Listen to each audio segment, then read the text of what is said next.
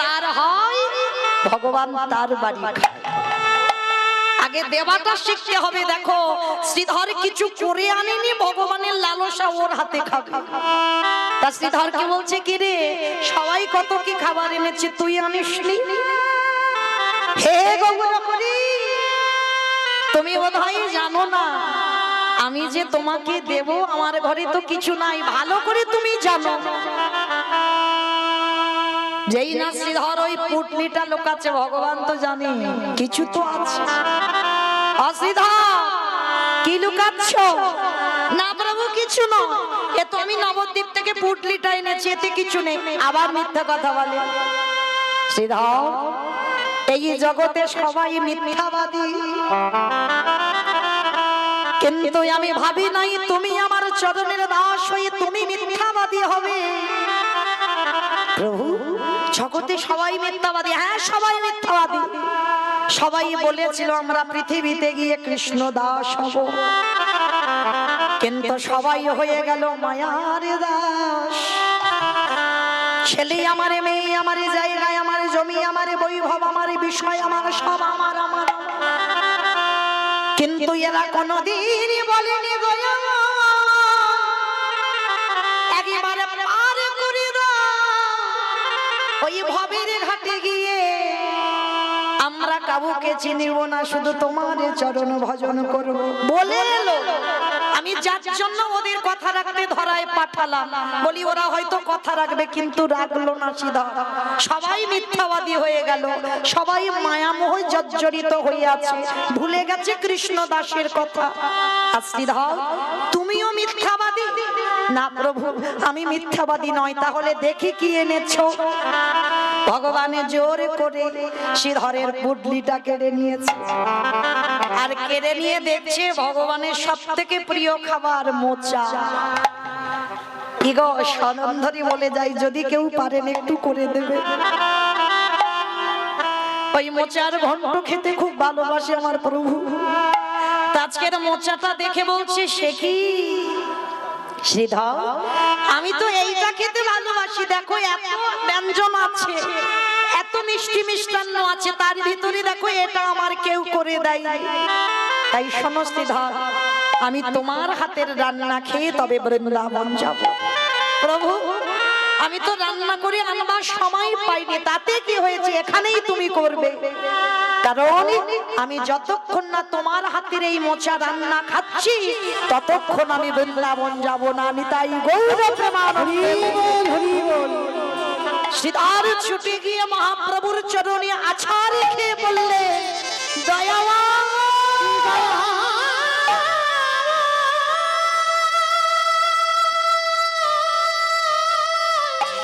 তোমার এত করুণা, ওগো করুণা,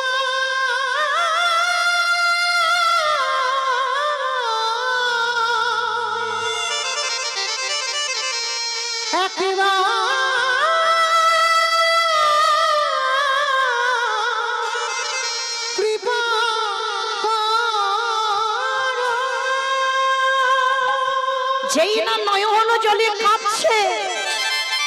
শ্রীধর বলল, প্রভু আমি কথা দিলাম আজই আমি রন্ধন করে দেব। সেই শ্রীধর রন্ধন করলো মোচাটা নিজের হাতে। ভগবান সিংহাসনে বসেছে,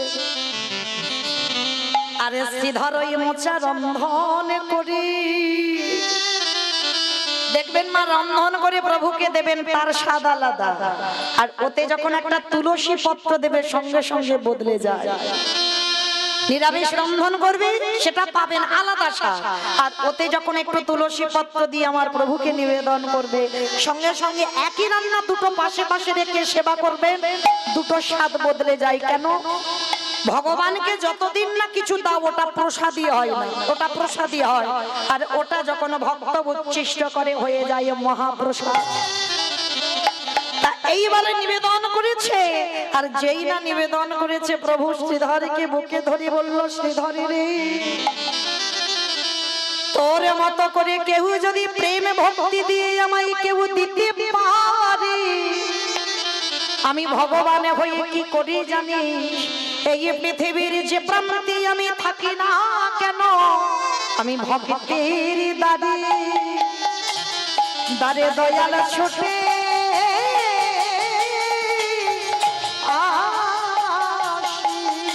তোর মতো করে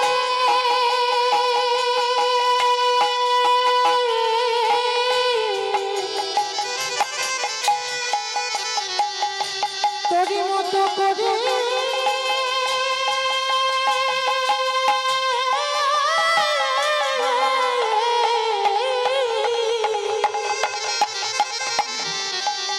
তোর মতো করে যদি কেউ ভালোবাসিতে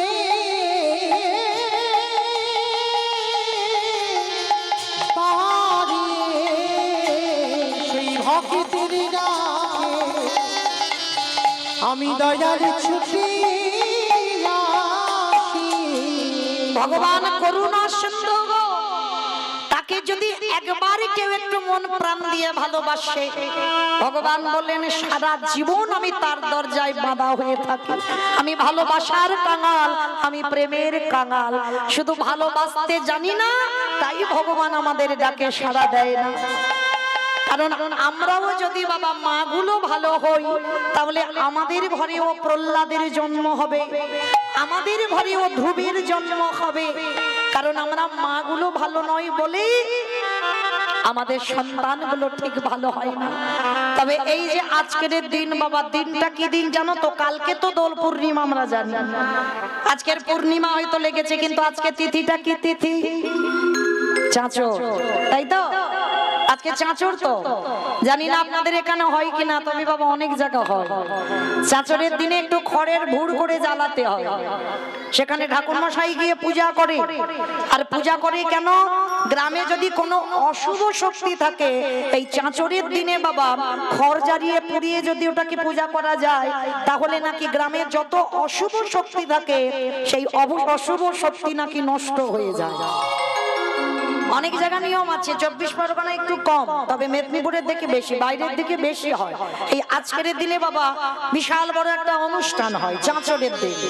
কেন এই অনুষ্ঠানটা বাবা আজকের দিনে আমরা পালন করছি না, সেই সত্যযুগ থেকে পালন হয়ে আসছে। যারা শাস্ত্র জ্ঞানী, যারা তথ্য জ্ঞানী তারা অবশ্যই করে জানবেন। যেদিন প্রহ্লাদ মহারাজকে অনেক করে মারার চক্রান্ত হয়েছিল বাবা, কিছুতে মরছিল না। পাগলা হাতির পায়ের তলায় ফেলে দিচ্ছিল, ছেলে মরে না। পাহাড় থেকে ফেলে দিচ্ছিল, ছেলে মরে না। বিষধর সাপের মুখে ঠেলে ফেলে দিচ্ছিল, ছেলে মরে না। তো যখন কিছুতে মরছে না ছেলে, তখনই বাবা ওই হিরণ্যকশিপুরের একটা বোন ছিল যার নাম হোলিকা রাক্ষসী। এই হোলিকা রাক্ষসীকে বাবা ডাক দিয়েছিল হিরণ্যকশিপুর, হোলিকা যাও এক্ষুনি এই মুহূর্তে তুমি আমার প্রহ্লাদকে পুড়িয়ে মারবে।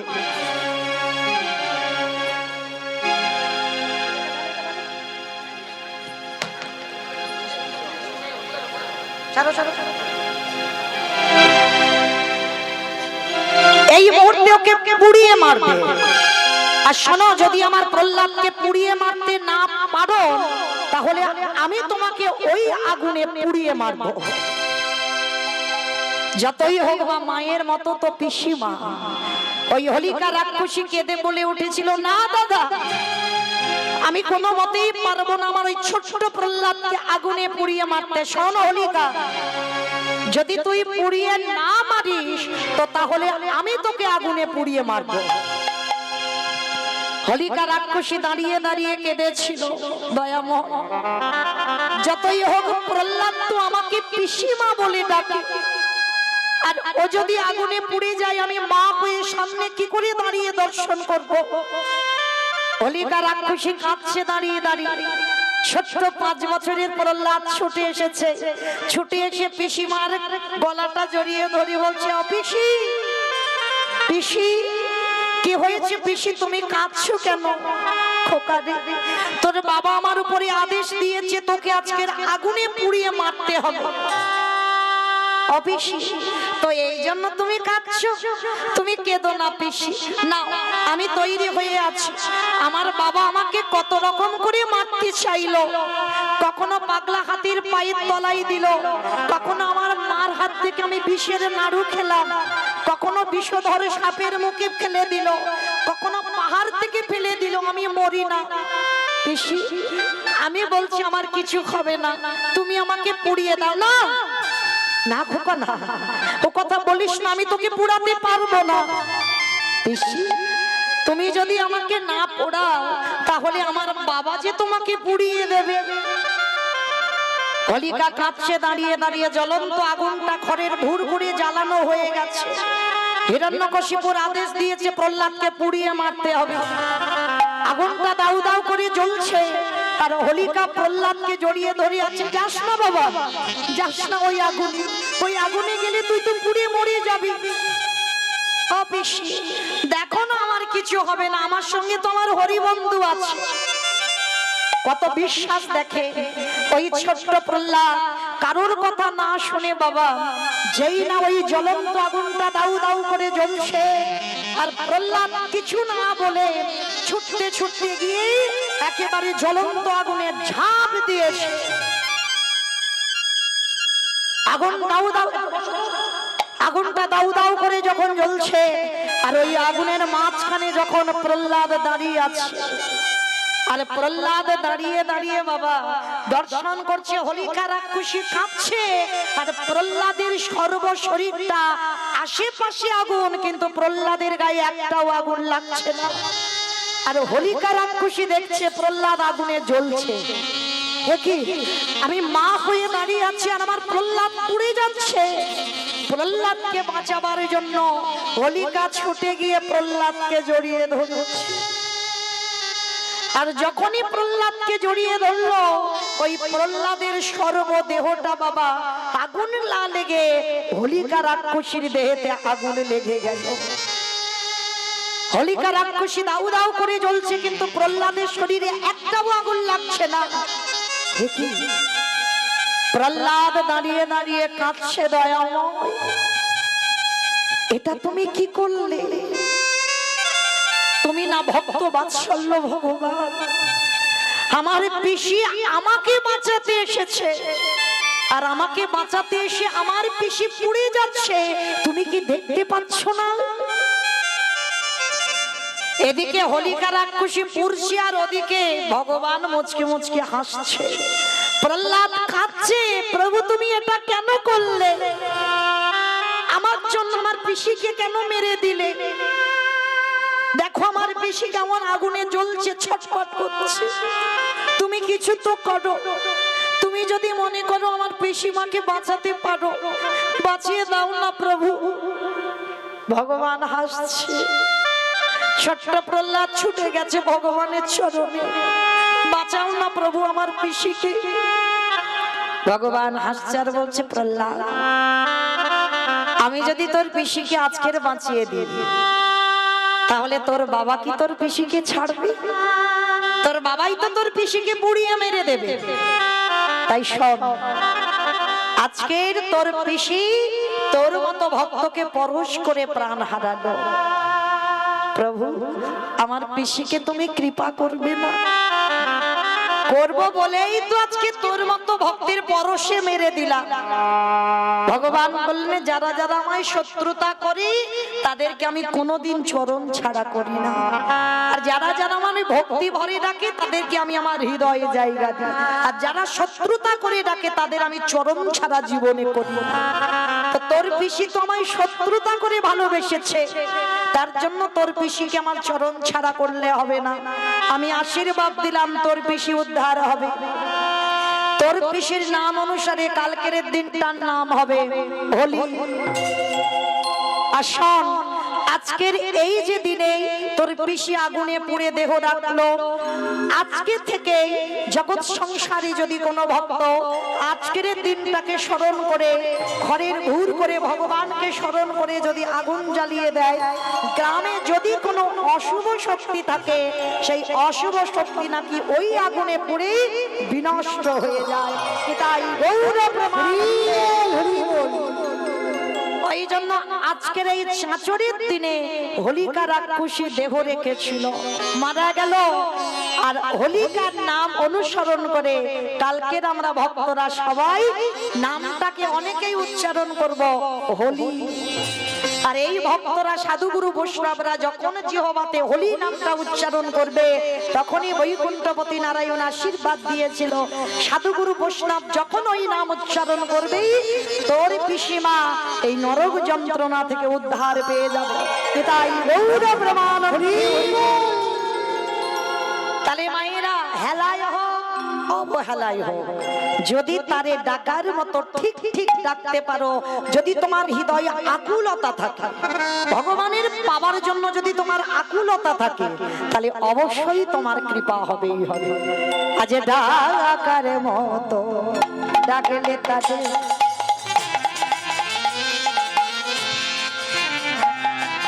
আমারে ভগবান থাকিতে পারে,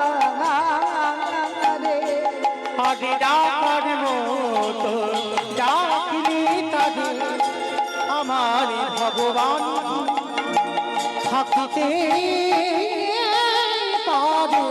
তোমাদের বিশ্বাস না হয় দেখে দেখো তারে, আরে বিশ্বাস না হয় দেখে দেখো তারে।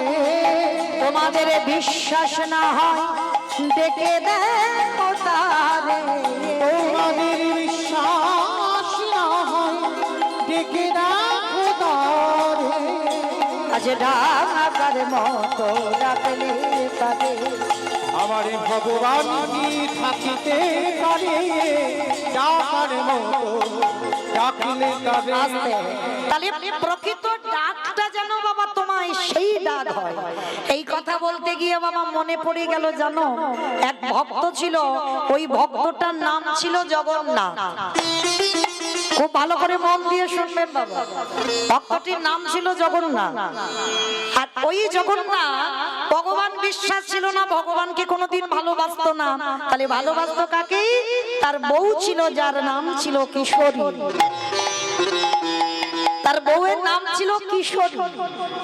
আর যারা বৃন্দাবন দর্শন করেছেন, আমার শ্রীমতী রাধারানী লাডলিজিকে কি বলে? কিশোরী বলে ডাকে। ব্রজবাসীরা আমার বিনোদিনীকে কিশোরী বলে ডাকে। আর এই জগন্নাথ কাউকে ভালোবাসতো না, ভালো যদি বাসতে হয় একজনকে ভালোবাসতো, তার বউ কিশোরীকে। এতটাই ভালোবাসতো বাবা, জগন্নাথের ব্যবসা ছিল একটা মুদিখানা দোকান। ভালো করে শুনবেন মা, বড় চৈতন্যের কথা। তা এই জগন্নাথ ব্যবসায়ী ছিল বাবা, কিন্তু সারা দিনের মধ্যে ও ইচ্ছা করে বারবার বাড়িতে চলে আসতো। কেন? তার বউকে এত ভালোবাসতো যে সারা দিনে যদি দু চারবার তার বউর মুখ দেখা না হয়, তার ব্যবসা বাণিজ্য বাবা সব মাথায় উঠে যাবে, আর কিছু ভালো লাগবে না। মানে ভগবান বিশ্বাস নয়, ছেলে মেয়ে কাউকে ভালোবাসে না, শুধু তার বউকে এত ভালোবাসে। সারা দিন বাবা একটাই মন্ত্র জপ করে, শুধু ওই কিশোরী কিশোরী কিশোরী কিশোরী। সারাদিন কিশোরী জ্ঞান, কিশোরী ধ্যান, কিশোরী সব। মানে ইচ্ছা করে করে বাবা দোকানে হয়তো কিছু জিনিস ফেলে যায়নি বাড়িতে, কিন্তু ইচ্ছা করে বউকে দেখবার জন্য বাবা আবার বাড়িতে আসে, আবার বউকে দেখে আবার দোকানে চলে যায়। এইভাবে দীর্ঘদিন চলছে। আর এই কিশোরী নামটা এত জপ করে, ভগবান মনে মনে ভাবছে দেখা যাক ভক্তকে একটু পরীক্ষা করে, এ তো আমায় ভালোবাসে না। যেমন বাবা মর্তের মাটিতে সতী অনুসুয়া কোনোদিন ভগবান ভালোবাসেনি, কিন্তু ভালোবেসেছিল তার স্বামী অত্রিমণিকে। মানে একটাই মন্ত্র জপ করতো, ওম পতি পরমেশ্বরায় নমঃ। আর এই মন্ত্র জপ করে বাবা ব্রহ্মা বিষ্ণু মহেশ্বর তিন দেবকে পুত্র রূপে কোলে পেল অনুসুয়া মা। ঠিক তদ্রূপ আজকে জগন্নাথ তার বউ কিশোরীকে এত ভালোবাসতো, তো আমার ভগবান জগন্নাথ মনে মনে ভাবছে, বাহ, এ তো কোনোদিন আমায় ভালোবাসে না, কোনোদিন আমার নাম জপ করে না, কিন্তু ছোটবেলা থেকে ওর বাবা মা ওর নাম দিয়েছে জগন্নাথ। যাই, তাহলে একটু ভালো করে ঘষে মেজে দেখতে হয় ও কতটা ভালোবাসে ওর বউকে। সে আমাকে নাই ভালোবাসো, তোর বউকে কতটা ভালোবাসে দেখা যায়।